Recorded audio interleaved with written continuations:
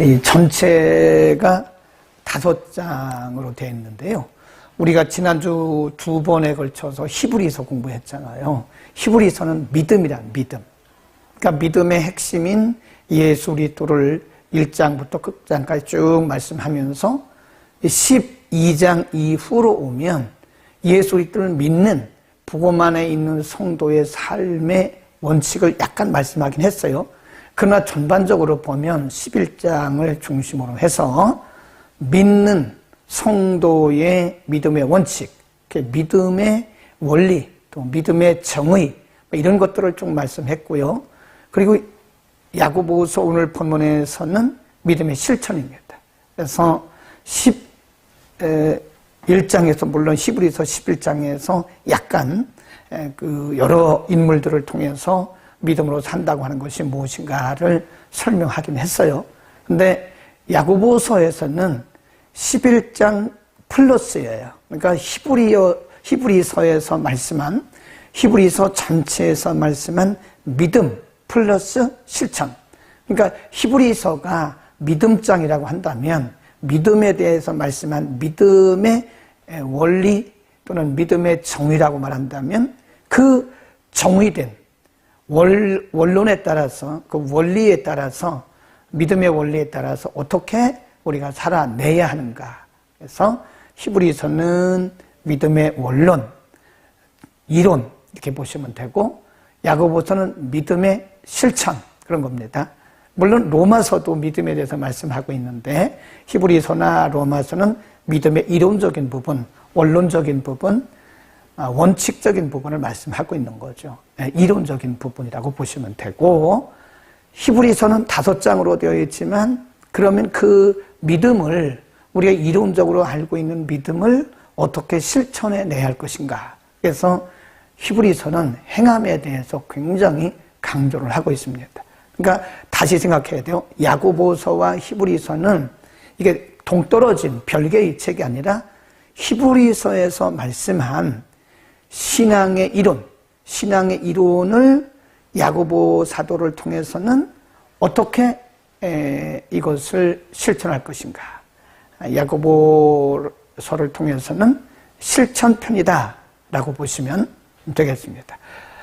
먼저 야고보서의 서론 또는 개요 어떤 것에 대해서 먼저 공부를 하고 또 이어가도록 하겠습니다. 자, 먼저 야고보서는 누가 기록했는가에 대한 말씀이에요. 예수님의 형제, 거기 줄 겁시다. 예수님의 형제로 알려진 야고보 사도에 의해서 기록된 성경이다. 물론 신약 성경에는 야고보라는 이름들이 참 많이 나오죠. 그래서 다른 야고보를 이 야고보서의 기록자로 보는 경우도 있긴 하지만 대부분은 야고보서의 기록자는 예수님의 형제 야고보다. 거기 줄거놓으세요. 예수님의 형제 야고보. 수신자에 대해서 이미 1장 1절에서는 흩어져 있는 12지파에게라고 밝힘으로써 그 대상이 수신자가 예루살렘에서 핍박을 받다가 믿음의 자유를 찾아서 사방으로 흩어진 성도들, 우리 디아스포라하고 얘기해요. 디아스포라, 흩어진 성도들이다. 다시 한번 정리하면 야고보서는 예수님의 형제이며 예루살렘의 지도자였던 사도 야고보가 한때 예루살렘 교회의 성도였던 흩어진 성도들에게 신앙적 권면을 하기 위해서 기록한 성경이다. 자, 야고보에 대해서 잠깐 언급을 한 번 더 하겠습니다. 이 성경을 기록한 야고보에 대해 잠깐 부연을 하면 야고보는 예수님의 동생이라고 그랬잖아요. 예수님의 동생으로서 원래는 예수님을 메시아로 인정하지 않았고 믿지도 않던 그런 사람이었죠. 그런데 예수님의 부활을 목격했죠. 그리고 나서 개종했다 그래요. 그리고 나서 이제 증인이 돼서 예루살렘 총회의 의장으로 활동한 것으로 알려지고 있다 하고 그렇게 보시면 되고요. 자, 여기도 잘 보셔야 되는데요. 야고보 사도는 로마 황제 네로의 박해가 한참이던 주 63년경에 순교를 합니다. 이 최초란 말은 빼야 될 것 같아요. 63년경에 순교를 합니다. 그러므로 야고보서는 그가 순교하기 직전인 바로 직전인 62년경에 기록된 것으로 본다. 위에서 말씀한 것처럼 야고보서는 기독교인들에 대한 유대인들과 로마 황제의 박해가 아주 극에 달했을 때를 배경으로 한다. 이때 많은 성도들이 박해를 피해서 여러 지역으로 흩어지죠. 그러나 일부의 성도들은 계속되는 박해 속에서 믿음이 식어져가고 또 말과 행동이 거칠어지게 돼. 그렇죠.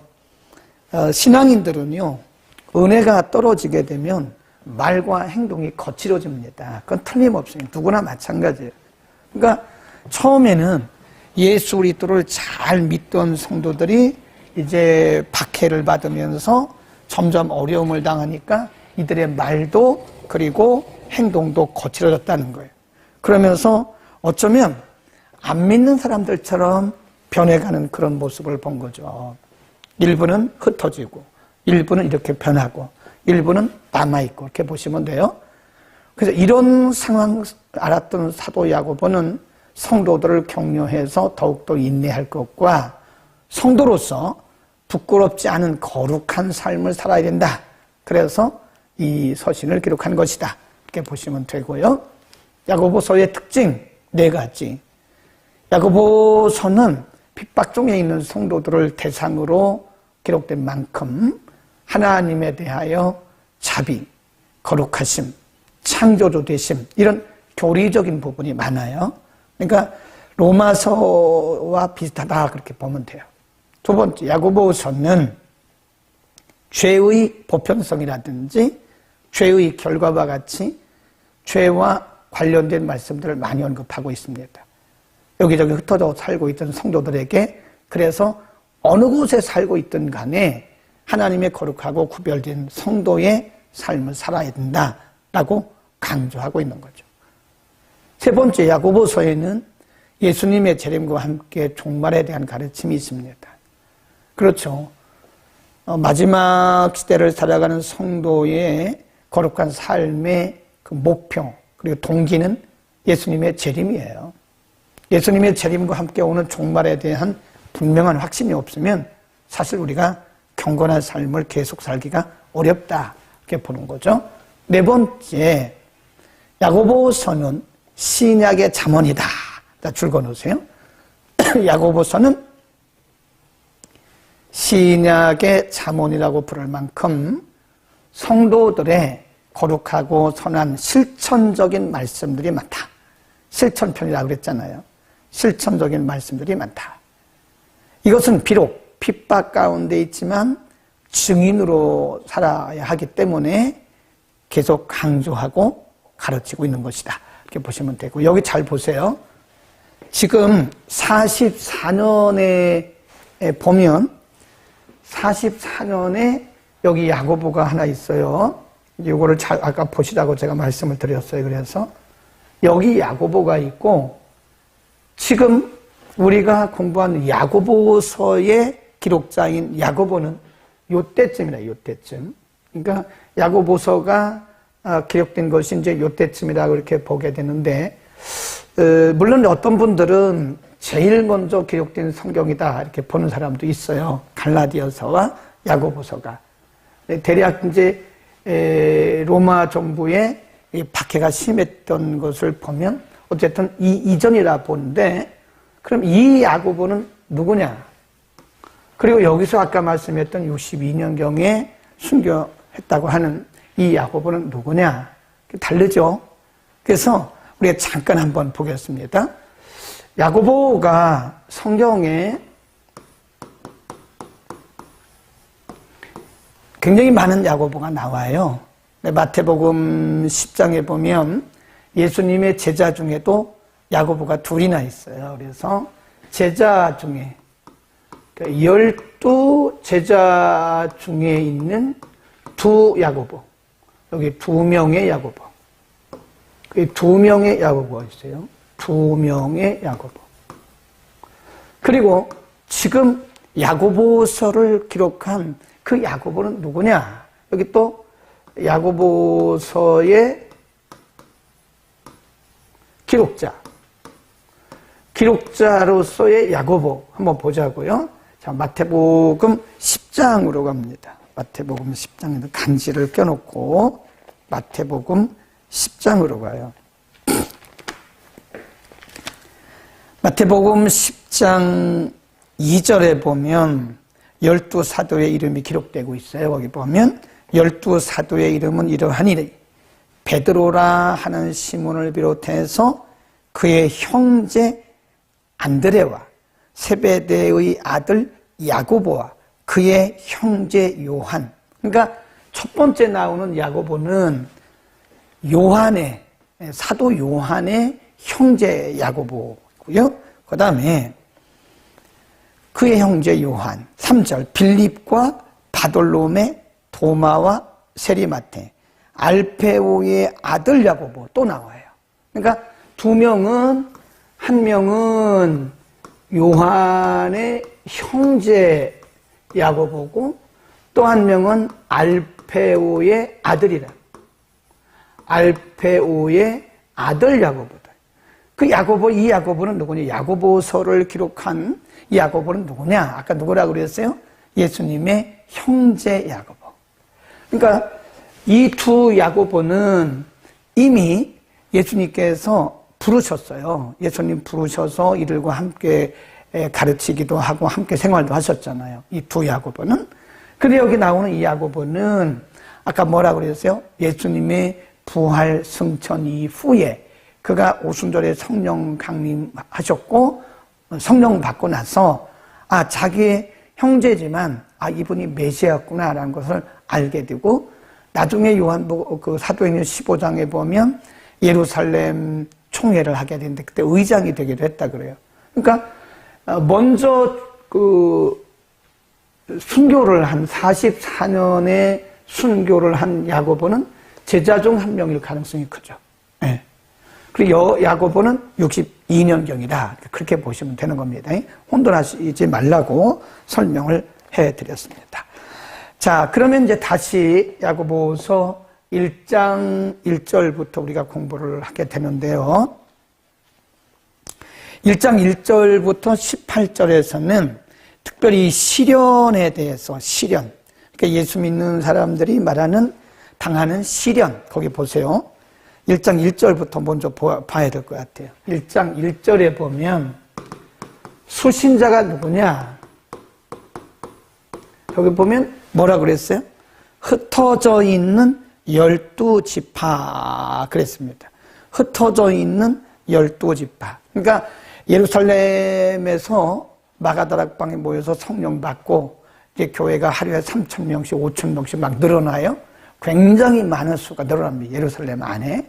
그러니까 여기에 비해서 로마 정부와 유대교 지도자들의 박해와 조롱이 이어져요. 그러니까 예루살렘에 있던 성도들이 이제 어디로 흩어지느냐 이렇게 보면 여기가 여기 사해고 이게 요단강이잖아요. 예루살렘이 여기라고요. 여기서 복음을 받고 성령 받고 충만해서 날마다 믿는 자의 수가 더할 때 예루살렘 유대라고 하죠. 유대 지경으로 흩어지고 나중에 사마리아까지 흩어가요. 네. 여기가 사도행전에 나오는 이제 8장 사건입니다. 평신도 스데반이 순교를 하고 그리고 이제 성도들이 흩어지는 거예요. 점점 흩어지기 시작하는 거예요. 네. 여기까지 오는 겁니다. 나중에는 이제 소아시아까지 다 흩어지게 되죠. 연대적으로 보면 소아시아까지 흩어져요. 그 사람들을 얘기하는 거예요. 그러니까 야고보서의 수신자가 예루살렘에서 성령 받고 은혜 받고 충만했던, 그러나 여기에 비해서 더 강하게 밀려오는 로마 황제의 박해, 유대교 지도자들의 조롱, 핍박 이런 것들 때문에 신앙의 자유를 위해서 흩어진, 그래서 그 사람들을 우리가 뭐라 그러냐면 디아스포라라고 그래요. 디아스포라.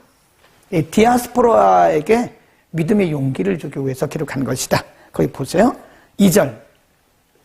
형제들아, 너희가 여러 가지 시험을 만나거든 온전히 기쁘게 여기라. 지금 흩어져 있는 성도들에게 하는 얘기죠. 사방에 흩어져 있는 디아스포라, 흩어진 성도들에게 여러 가지 시험, 거기 보면 여러 가지 시험 그랬는데 이 시험이요, 원래 원문에 보면 시련입니다. 그 당시로서는 이것이 핍박이죠. 핍박, 박해. 그러니까 사방에 흩어져서 복음을 듣고 그리고 믿음을 지키면서 거기서도 이제 복음을 전하고 있는 흩어진 성도들에게 분명히 말하기를, 사도 야고보는 너희가 아직도 더 많은 핍박을 받아야 된다. 더 많은 시련이 있을 것이다.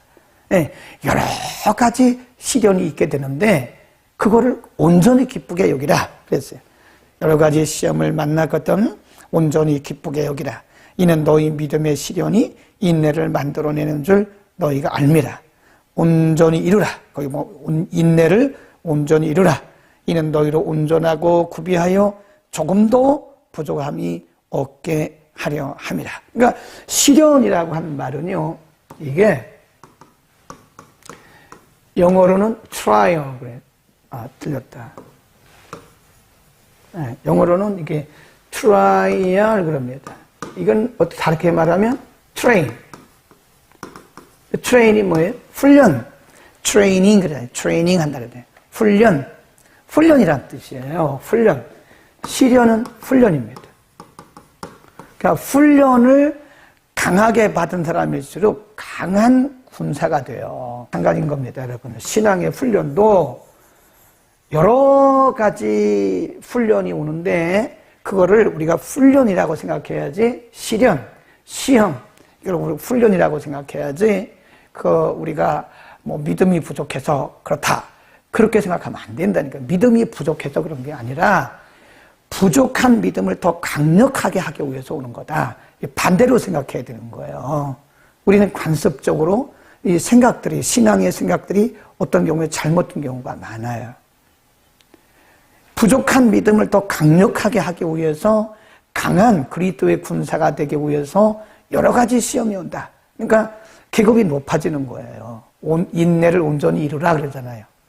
그래서 훈련받을 때 강하게 훈련받은 사람들은 나중에 보면요, 계급장이 더 높아요. 그런 것처럼 우리에게 여러 가지 성도의 고난, 핍박, 박해, 시련 많이 있습니다. 그 인내해 나가야 돼요. 이겨야 돼요. 그 인내하지 않으면 계급장 못 답니다. 12주 훈련 중에서 2주 받고 그냥 가는 사람도 있어요. 그러면 그 사람은 계급장 못 받는 거죠. 우리는 어떤 시험이 와도 인내할 수 있기를 바랍니다. 그 시험은 뭐라고 그랬어요? 훈련이다. 훈련이에요, 훈련. 우리를 더 강하게 하기 위한 하나님의 자녀다운, 그리스도의 군사다운 하나님의 백성이 되게 하기 위해서 우리를 훈련한 것이다. 아멘. 이렇게 보시면 되고요. 그때는 우리가 꼭 지혜를 구해야 됩니다. 9절. 낮은 형제는 자기의 높음을 자랑하고 부한 형제는 자기의 낮아짐을 자랑하라. 이게 무슨 얘기냐면요, 신앙인의 자세를 말씀하는 거예요. 높은 형제, 그러니까 좀 부자를 얘기하는 거예요. 그리고 그 당시로서는 계급이 있었거든요. 신분이 높은 사람, 신분이 높은 사람, 그리고 돈이 있는 사람, 또 어떤 사람은 굉장히 신분도 낮아요. 계급도 낮고 돈도 없어요. 지금 여기서 말하는 높은 형제, 낮은 형제는 예수를 믿는 교회 안에 있는 성도들을 대상으로 하는 말씀이에요. 이 사람들은 뭐 하라고요? 자기가 낮아질 때가 있음을 생각하라, 그 얘기예요. 이 사람들은 자기가 높아질 때가 있음을 생각하라, 그 얘기입니다. 다시 한번 보세요. 9절. 낮은 형제는 자기의 뭐를? 높음을 자랑하고, 부한 형제는 자기의 낮아짐을 자랑하라. 이게 하나님의 공평의 원리입니다. 하나님이 높은 사람에게 계속 높은 지위를 주시지 않아요. 언젠가는 하나님이 낮추십니다. 그래야 겸손하고 천국 갈 거 아니에요. 계속 높아지면요, 영의 눈이 멀어요. 영의 시력을 잃습니다. 시력이 망가져요. 그래서 하나님이 우리를 경각심을 주게 하기 위해서 천국 가는 길에 우리에게 유익되게 하기 위해서 낮추십니다. 하나님 우리를 낮추실 때는 감사해야 돼요. 뭐 사탄이 역사에서 그렇다 막 그럴 수 있는데 너무 그렇게 하지 말라니까요. 우리를 겸손하게 하기 위해서 그런 거예요. 하나님이 우리를 높이실 때가 있어요. 때. 잠언이 아니고 전도서 3장에 보면 하나님의 때와 목적에 대해서 말씀해요. 하나님이 우리를 높이실 때가 있고 낮추실 때가 있고, 웃을 때가 있고 울을 때가 있고, 심을 때가 있고 심은 것을 뽑을 때가 있고, 하나님의 때와 목적이 있는 거예요. 그러니까 하나님이 우리를 높이실 때는 괜히 목에 힘주고 잘난 척하고 그러면 안 돼요. 큰일 나요. 하나님이 목적이 있고 하나님의 때가 있으셔서 하나님이 우리를 잠깐 높이신 거예요. 근데 내가 무슨 기도 많이 해서 그런 것처럼, 내가 금식해서 그런 것처럼, 물론 그런 것도 있죠. 그러나 그게 다가 아니에요. 하나님의 은혜예요. 100% 하나님의 은혜지. 내가 기도했으면 얼마나 많이 했겠어요. 우리 금식했으면 얼마나 많이 했겠어요. 그거를 자기의 의로 생각하면 안 돼요. 자기의 의가 아니고 하나님의 은혜라. 그래서 높은 형제는 자기의 낮아짐을 항상 생각하고 자랑하라 이거예요. 네, 이때도 낮아졌다고 낙심하고 상심하고 부끄러워하고 그럴 거 없어요. 어떤 분들은 자기가 좀 낮아진 거에 대해서 부끄러워합니다. 뭐가 부끄러워요? 하나님이 하신 건데, 우리 겸손하라고 하신 건데. 응? 또 높아질 때는 자기가 뭘 잘해서 그런 것처럼 절대 생각하면 안 되고 그냥 겸손하게 하나님이 목적이 있으시구나, 하나님의 때가 되셨구나, 그렇게 생각하라는 거예요. 아멘. 이렇게 믿음을 우리가 실천을 해야 됩니다. 12절 시험을 참는 자는 복이 있도다. 시련입니다. 시련을 참는 자, 훈련에 임하는 자는 인내를 해야 된다 그랬죠. 훈련에 임하면서 인내하는 자는 복이 있도다.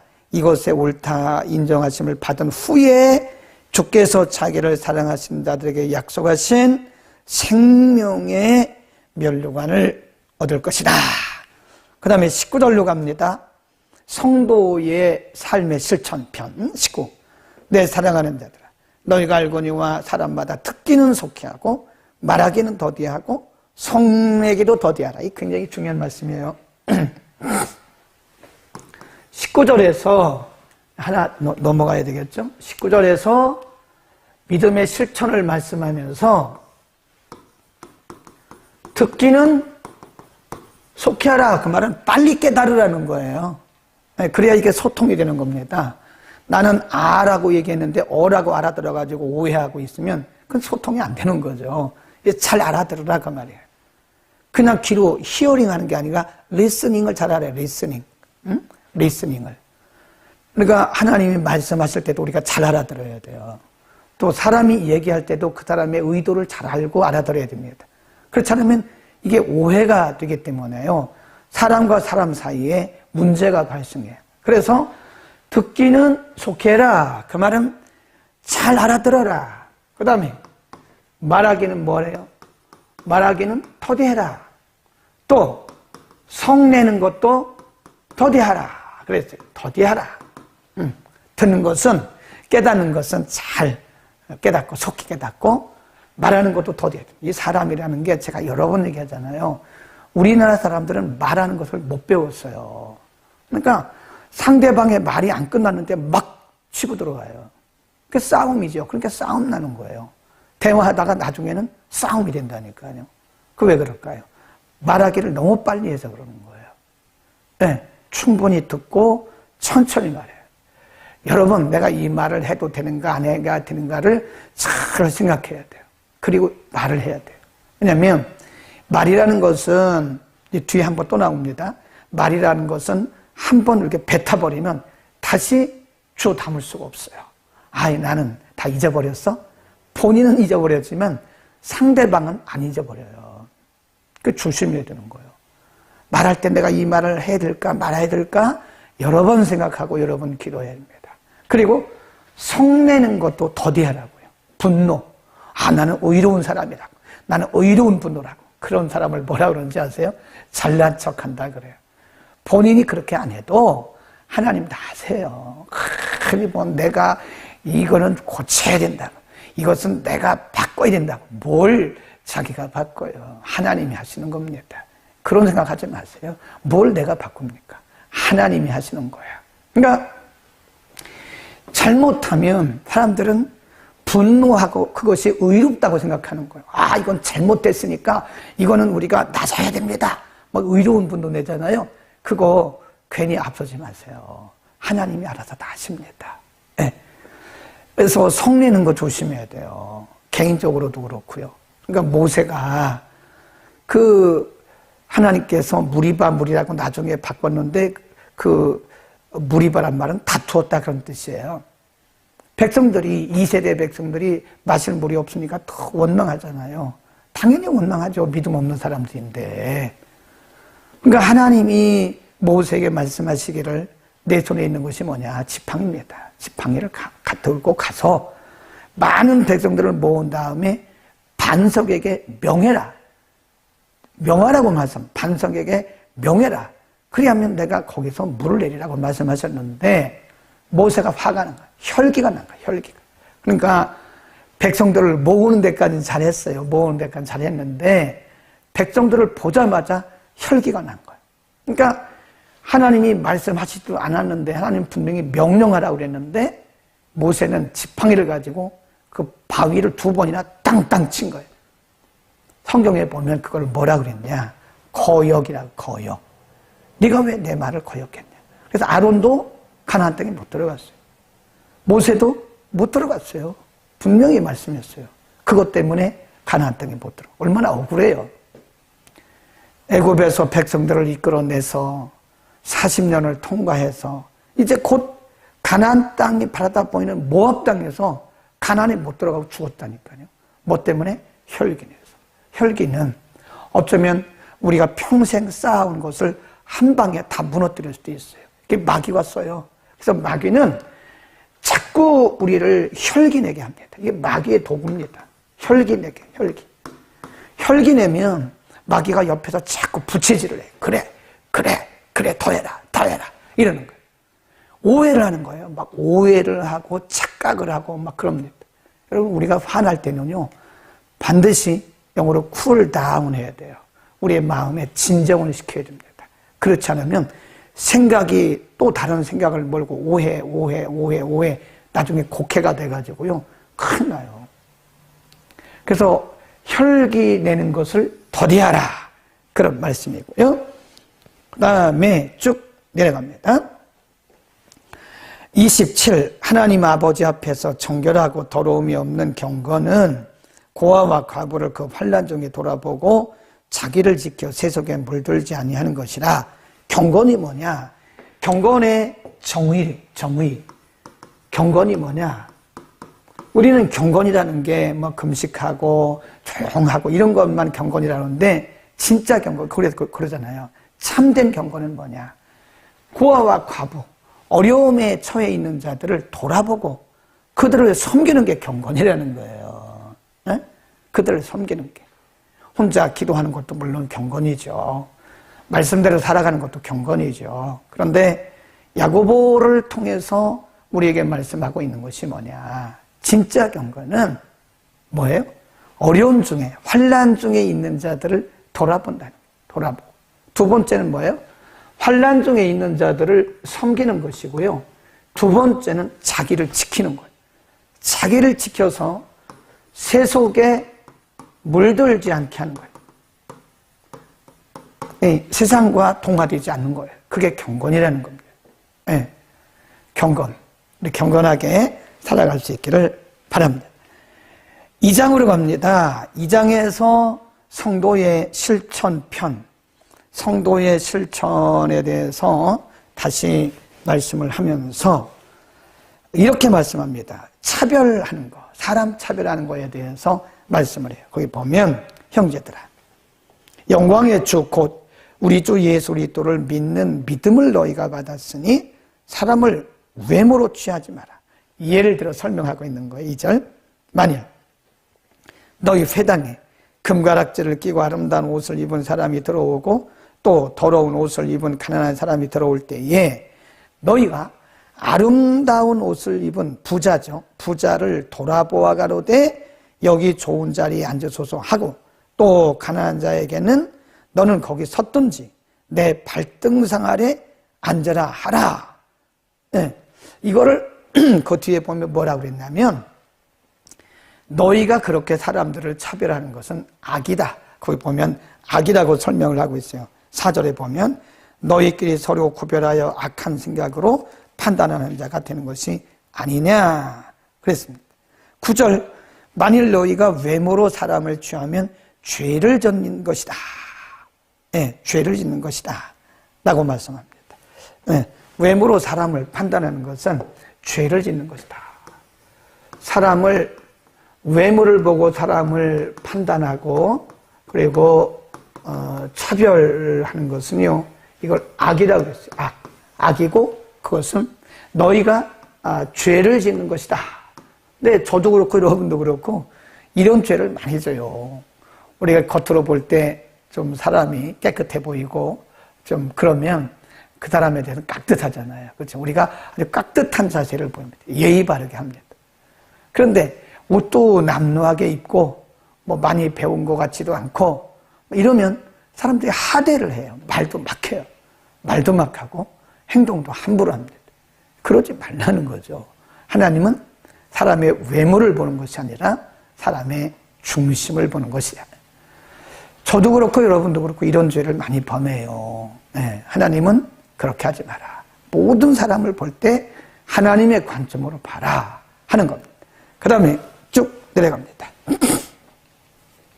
행함과 믿음에 대해서 굉장히 강조를 하죠. 14절 내 형제들아 만일 사람이 믿음이 있노라 하고 행함이 없으면 무슨 이익이 있겠느냐. 예를 들어서 만일 형제나 자매가 헐벗고 일용할 양식이 없는데 너희 중에 누구든지 그에게 이르기를 평안히 가라 더욱게 하라 배부르게 하라 하고 그 몸에 쓸 것을 주지 아니하면 무슨 이익이 있겠느냐. 이와 같이 행함이 없는 믿음은 죽은 거라. 예를 들고 있는 거예요. 지금 어떤 사람이 배가 고파가지고 배를 골고 있어요. 어떤 사람이 입을 옷이 없어서 추위에 떨고 있어요. 어떤 사람이 병에 들어가지고 굉장히 고통당하고 있어요. 근데 말하기를 제가 기도할게요 라고만 하고 아무것도 주지를 않는 거예요. 우리가 흔히 말하는 게 기도하겠습니다 이런 얘기를 자주 하잖아요. 그러면 반드시 기도해야 돼요. 말로 립 서비스만 제가 기도하겠습니다 이런 말 하지 말라는 거예요. 말했으면 반드시 기도하고요. 또 기도만 하지 말고 그분에게 필요한 것을 공개해 주라는 거예요. 네. 기도만 한다고 되겠습니까? 그 사람이 필요한 것을 또 공개를 해야 되죠. 그런 얘기입니다. 야고보가 말하기를 지금 굶고 있는 사람에게 배부르세요. 제가 기도할 테니까 곧 배부르세요. 이 되겠나 이게. 먹을 것을 주라는 거예요. 헐벗고 추위에 떨고 있는 사람에게 아이고 좀 따뜻하게 사세요. 따뜻하게 지내세요. 말만 해서 되는 거예요. 그 사람에게 따뜻할 수 있는 옷을 제공하라는 거, 옷을 주라는 거죠. 섬기라는 거죠. 그게 행함이 있는 믿음인 겁니다. 말로만, 이론적으로만 해서는 안 되죠. 우리 한국 사람들이 하는 말, 좀 비웃는 말이죠. 말로만? 그래, 말로만? 그런 얘기 잘하잖아요. 말로만? 내가 당신을 참 많이 생각합니다. 말로만? 그러잖아요. 생각한다고 하는 뭐 증거가 있어야 될 거 아니에요. 응? 매번 다 그럴 수 있는 건 아니지만 지금 야고보 사도를 통해서 말씀하는 것이 행함은 믿음, 또 믿음은 행함, 이게 서로 유기적인 관계가 있어야 된다. 그렇지 않으면 그건 죽은 것이다. 거기 또 봅니다. 22. 네가 보거니와 믿음이 그의 행함과 함께 일하고 행함으로 믿음이 뭐 해진대요? 온전해진다고 했잖아요. 예. 믿음이 그의 행함과 함께 일하고 행함으로써 믿음이 온전해진다는 거예요. 예. 그 믿음이 온전해지는 거예요. 행함과 믿음은 불가분리의 관계입니다. 그러니까 말만 하는 사람들은요 열매가 없어요. 보면 말은 잘합니다. 말은 잘해요. 아주 말은 뭐 청산유수죠. 근데 행함이 없어요. 다 그렇다는 게 아니고 어떤 분들이 그래요. 어떤 분들이 보면 말은 아주 잘합니다. 그런데 막상 보면 행함이 없다. 그걸 죽은 믿음이다. 그래서 다시 강조하기를 우리의 믿음은 행함으로써 온전해지는 것이다 라고 말씀합니다. 3장으로 갑니다. 말에 대한 것도 아까 우리가 1장 19절에서 말씀했었잖아요. 형제들아, 너희는 선생된 우리가 더 큰 심판을 받을 줄 알고 많이 선생이 되지 마라. 우리가 다 실수가 많으니 만일 말에 실수가 없는 자면 곧 온전한 사람이라 능히 온몸도 굴레에 세울 것이다. 5절 보세요. 4절도 또 배를 봐라. 그렇게 크고 광풍에 밀려가는 것들을 지극히 작은 키로 사공의 뜻대로 운전하나니 이와 같이 혀도 작은 것이로되 큰 것을 자랑한다. 보라, 어떻게 작은 불이 어떻게 많은 나무를 태우는가. 그래요. 네. 그러니까 큰 집도요, 이게 한 번에 타는 게 아니에요. 작은 불씨가 붙어가지고 전체에 다 집을 태우는 거예요. 큰 배도 조종을 할 때 보면 키가 작아요. 작은 키를 가지고 배를 조종하는 거예요. 그러니까 혀라고 하는 건 이 혀라고 하는 말이라고 하는 것은 눈에 보이지도 않아요. 그리고 한번 하고 나면 없어져요. 그러니까 별거 아닌 것 같지만 여기에 사람이 죽을 수도 있어요. 그러니까 잠언에 보면 사람의 살고 죽는 것이 말에 달려있다 그랬습니다. 다른 사람이 살고 죽는 것, 내가 살고 죽는 것 마찬가지예요. 말에 달려있다. 예, 굉장히 중요합니다. 말을 조심하라. 그 다음에 6절 혀는 곧 불이요 불의의 세계라. 혀는 우리 지체 중에서 온몸을 더럽히고 생의 바퀴를 불사른다 그러잖아요. 우리 전체 인생을 말 한마디로 망칠 수도 있다는 거예요. 말 조심해야 됩니다. 8절 혀는 등이 길들일 사람이 없나니 쉬지 아니하는 악이요 죽이는 독이 가득한 것이라. 예, 우리의 말 속에는 독이 가득하다는 거예요. 예, 사람이 우리가 하는 말 때문에 죽을 수도 있어요. 영적으로나 육적으로 또 심령적으로 상하고 속이 상하잖아요. 우리가 좋은 말을 많이 해주면 사람이 칭찬을 듣잖아요. 그러면 옛날 말에 고래도 춤을 추게 한다잖아요. 용기를 주는 거예요. 좋은 말을 하고 이왕이면 좋은 말을 해주면 사람이 용기 백배해서 뭐든지 합니다. 그런데 잘하고 있는 사람에게 그냥 한마디 툭툭 던지는 말이에요. 이게 사람을 기를 죽여요. 어쩌면 그 사람으로 하여금 그 사람에게 있는 그 잠재 능력이 그 말 한마디 때문에 어쩌면 상실될 수도 있어요. 한 사람의 성공과 실패가 우리 입에서 나가는 말에 있다고 해도 과언은 아니다. 그래서 우리가 기도 많이 해야 됩니다. 네. 내가 이 말을 꼭 해야 되는가 말해야 되는가 꼭 생각하고 해야 되는 거다. 굉장히 중요합니다. 거기 또 보세요. 이런 말을 합니다. 9절 이것으로 우리가 주 아버지를 찬송하고 또 이것으로 하나님의 형상대로 지음받은 사람들을 저주하는 10절 한 입으로 찬송과 저주가 나는도다. 내 형제들아 이것이 마땅치 않냐.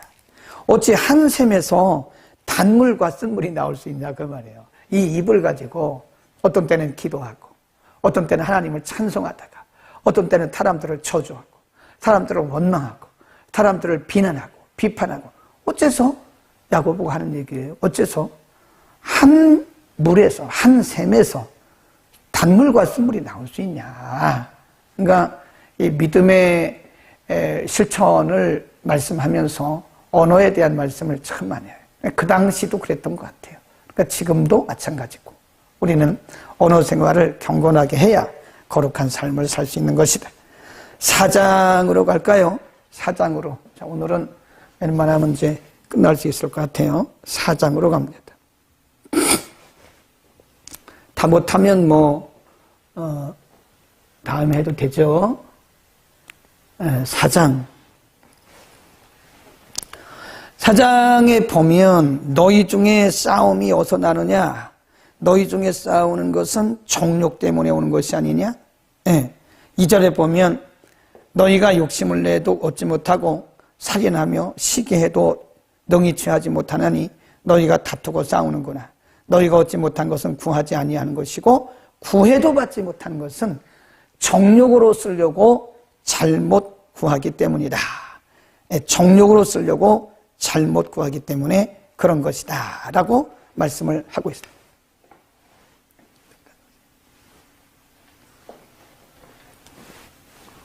예, 정욕에 대한 말씀을 하고 있어요. 이번에는 정욕과 기도에 대한 말씀이죠. 너희가 구해도 얻지 못하는 것은 정욕으로 쓰려고 잘못 구했기 때문이다. 그러면서 그 정욕이 마치 영적 가늠과 같다 그런 거예요. 세상을 사랑하는 거. 정욕이 뭐예요? 자기 사랑, 세상 사랑, 물질 사랑이에요. 하나님 외에 사랑하는 것은 그것이 정욕으로부터 온 것이다 라고 하는 거죠. 그것은 간음하는 것이다. 그것은 악이다. 이렇게 말씀해요. 정욕을 이기는 것은 성령 충만이죠. 네, 성령 충만해야 정욕을 이길 수 있는 것이다. 그 다음에 6절에 가보면요. 너희가 어떻게 해야 되느냐. 너희가 그러므로 일렀으되 하나님이 교만한 자를 물리치시고 겸손한 자에게 은혜를 주신다 하였느니라. 그런즉 너희는 하나님께 겸손하게 순복하고 마귀를 대적하라. 그리하면 너희를 피할 것이다. 하나님을 가까이 하라. 그리하면 너희를 가까이 하시리라. 이 겸손이에요. 다. 죄인들아 손을 깨끗이 하라. 두 마음을 품은 자들아 마음을 정결케 하라. 너희를 낮춰라. 그래서 지금 야고보 사도가 계속 강조하고 있는 것이 뭐냐면 정욕을 위험 있게 말씀했고 정욕을 이기는 방법 중에 하나가 뭐냐? 겸손입니다. 자기를 낮추는 거예요. 세상에 대해서도 자기를 낮추고 하나님 앞에도 자기를 낮추고 사람 앞에도 자기를 낮추고 이 겸손이죠. 하나님은 겸손한 자에게는 계속해서 은혜를 주십니다. 그러나 교만한 자는 하나님 낮추신다. 낮춘다는 말은 하나님께서 거부하신다는 뜻이에요. 우리가 은혜를 받으려면 겸손해야 됩니다. 교만하고 은혜 받은 사람 없습니다. 만일 교만한데 은혜를 받았다면 그것은 성령이 주시는 은혜가 아니에요. 그냥 가짠된 사탄이 준 거예요. 사탄이. 진짜 은혜 받은 사람은 겸손합니다. 진짜 은혜 받은 사람은요. 하나님 앞에나 사람 앞에나 겸손합니다. 항상 모습을 봐도 다소곳해요. 그 다음 4장 11절 피차에 비방하지 마라. 형제를 비방하는 자나 형제를 판단하는 자는 곧 율법을 비방하고 율법을 판단하는 것이다. 네가 만일 율법을 판단하면 율법의 준행자가 아니요 재판자다. 피차에 비방하지 말라고요. 비방. 네, 비방은 우리가 할 일이 아닙니다. 네, 우리가 율법을 만든 자입니까? 우리가 하나님입니까? 우리는 율법을 준행하는 자죠. 사람들을 비방하는 것은 굉장히 교만해요. 자기가 잘났기 때문에 남을 비방하는 거예요. 나는 온전하다고 생각하기 때문에 남을 비방하는 거예요. 내가 부족한 것을 아는 사람은 나도 부족하기 때문에 다른 사람을 비방하지 못합니다. 비방하지 않아요. 다른 사람을 비방한다는 것은 자기는 옳다고 생각하는 영적 교만이 있기 때문에 그런 거예요. 영적 교만한 사람은 남을 비판하고 다른 사람을 비방하고 정죄하고 평가합니다. 어떻게 우리가 남을 평가합니까? 우리가 뭔데? 우리가 이렇게 잘났어요? 잘난 거 없잖아요. 하나님의 은혜잖아요. 근데 우리는 잘난 척하고 다른 사람들 비방하고 평가하고 정죄하고 그건 하나님만 하시는 거지 하나님도 우리를 그렇게 비방하지는 않으세요. 근데 우리는 하나님인 것처럼 내가 의인인 것처럼 내가 옳은 것처럼 다른 사람들은 막 평가해요. 저도 그런 게 많이 있었는데 그래서는 안 되는 거죠. 그 다음 13 내일 일을 자랑하지 말라 이런 말씀을 하고 있죠. 오늘이나 내일이나 우리 아무 도시에 가서 거기서 1년을 유하며 장사의 일을 보리라 하는 자들아 내일 일을 너희가 알지 못하는도다. 너희 생명이 무엇이뇨? 너희는 잠깐 보이다가 없어지는 안개니라. 그러면 너희가 어떻게 말해야 되느냐? 주의 뜻이면 우리가 살기도 하고 이것저것을 할 것이다. 내일 일을 자랑하지 마라. 5장 마지막. 부한자들아, 1절입니다. 너희에게 임할 고생을 인하여 울고, 아까 똑같은 말씀하는 거예요. 2장과 너희에게 임할 고생을 인하여 울고 통곡하라. 너희 재물은 썩었다. 예, 그런 겁니다. 그러니까 자기가 지금 일시적으로 부하다고 그래서 사람들을 무시하고 하대하고 함부로 하지 말아야 해요. 그것이 다가 아니다. 그게 본질이 아니라는 거예요. 항상 겸손하게. 아멘. 그 다음에 7절입니다. 형제들아, 주의 강림하시기까지 길이 참으라. 뭘 보고? 농부를 보고 참으라. 이거 인내하라. 8절, 너희도 길이 참고 마음을 굳게 하라. 주의 강림이 가까우시니라. 서로 원망하지 마라. 그리하여야 심판을 면할 것이다. 그랬습니다. 서로 원망하지 말라고요. 그래야 심판을 면한다. 길이 참아라. 뭐처럼? 농부처럼. 농부가 인내를 하는데요. 뭐를 심었어요? 요즘에 뭐를 심잖아요. 뭐를 심고 그 다음날 가가지고 열매가 맺었나? 그러지 않아요. 그냥 편히 자요. 자고 일하고 놀러 다니고 그럽니다. 그러다가 가서 이제 김 매주고 가을이 되면 그때 추수할 거를 알고 있어요. 이거 자연적인 믿음이라 그럽니다. 아유, 이거 추수 안 하면 어떡하지? 추수 못하면 어떡하지? 그렇게 안달복달 안 해요. 그냥 편해요. 뭐 심어놓고 그냥 놀러 다니고 자고 쉬고 그럽니다. 네, 김만 늘리고. 그리고 가을이 되면 당연히 추수할 것을 알고 있어요. 그렇게 인내라는 거예요.